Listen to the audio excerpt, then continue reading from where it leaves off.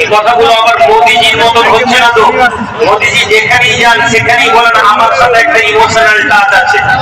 তো মাঝে মাঝে এই কথা বলার পর আমার নিজেকেই মনে হয় যে এই কথা আবার কেউ না ভাবে, যদিও আমি সব জায়গায় বলি না।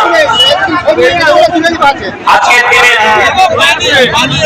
এই ইফতারের দোয়ার মজলিস আমাদের কাছে নতুন কিছু নয়।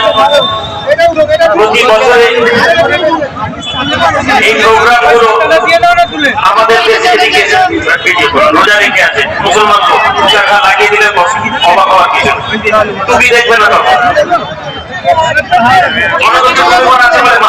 মুসলমান লোক খেপে গেলে টুপিও দেখে না, এটা এরা জানে না। আর বিনা টুপি লোক তো জানেই না যে কি হতে চলেছে।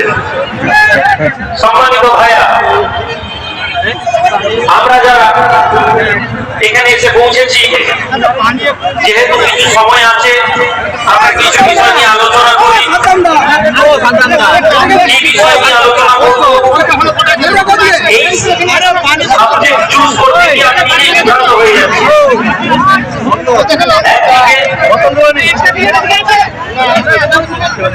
ভারতবর্ষের মাটিতে